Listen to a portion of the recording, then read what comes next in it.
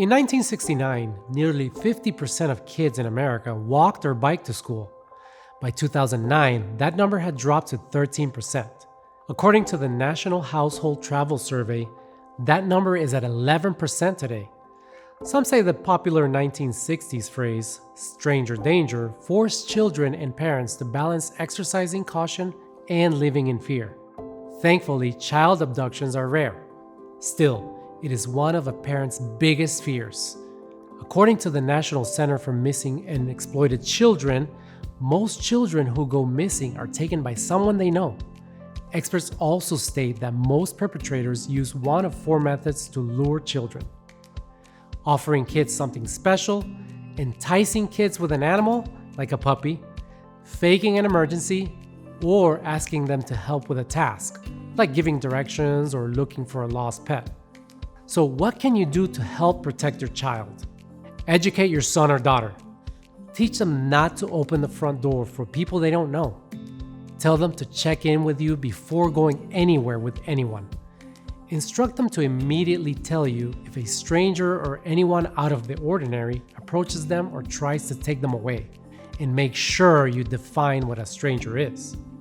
That means anybody who is unfamiliar to your child, even people who seem friendly. It's important that you have a dialogue with your child. Stranger danger is not a conversation to have just once. It should be an ever-changing and ongoing discussion between you and your child during each stage of life.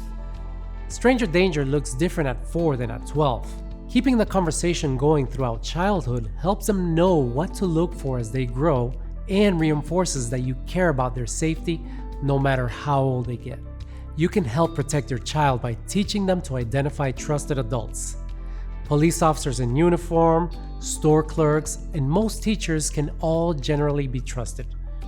Practice forcefully saying no with your child and moving away as fast as possible while loudly yelling, "Help!" Predators look for isolation. An adult attempting to cut parents out of the loop is a red flag. Never allow a stranger to spend time alone with your child. If any adult has a good reason to interact with your child, they should come to you.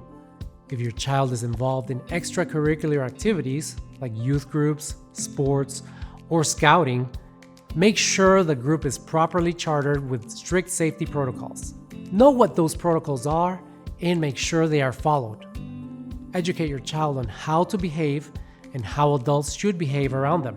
Your child should never be alone with or touched by any adult. As children spend more time online, their interaction with strangers will increase. Games, forums, and social media sites are all places filled with strangers who may not have your child's best interests in mind.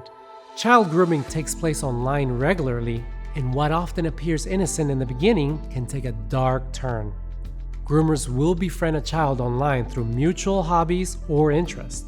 They may ask for inappropriate photos, suggest moving the conversation to a more secure online platform, then push to meet in person. So be vigilant in reviewing your child's online activity. This is a lot to put on a child. There's a fine line between exercising caution and living in fear. The kind of fear that can cause anxiety if a child sees threats everywhere they look. Some parents have questioned whether teaching stranger danger is an appropriate strategy.